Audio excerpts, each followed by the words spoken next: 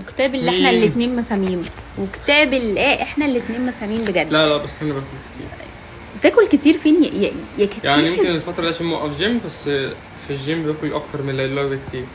ليلى ممكن تقعد اليوم كله على كوبايه شاي باللبن. يا جماعه عارفين بجد اتنين مسامين يتجوزوا بعض، يعني احنا اي حاجه بنجيبها في الشقه هنجيب عيال مساليب بجد. اي حاجه بنجيبها في الشقه بتبوظ، اي حاجه بنجيبها في الشقه بتترمي، فاكهه، حلويات، اي حاجه تتخيلوها لازم تبوظ في الثلاجه وناخدها كده.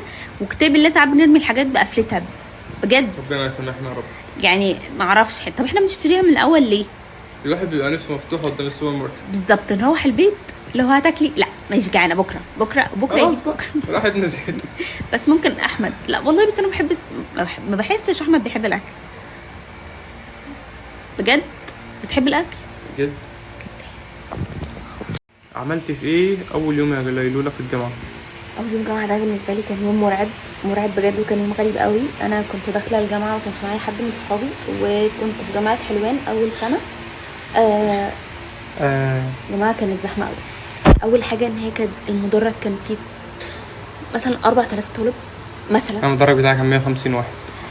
ناس كتير قوي قوي قوي قوي، وكلهم صحاب، كلهم متعرفين على بعض، وكلهم متعرفوا على بعض. عشان انا ما رحتش اول يوم، انا رحت تاني او تالت يوم، لان انا كنت خايفه اخوض التجربه دي لوحدي او حاجه.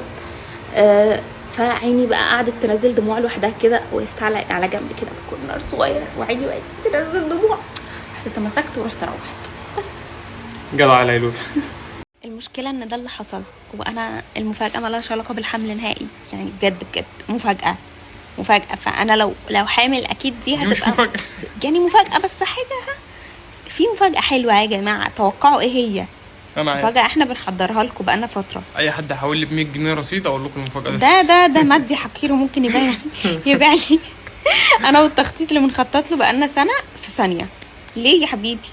ليه يا بابا؟ ما انت لسه شاحن الباقه بتاعتك.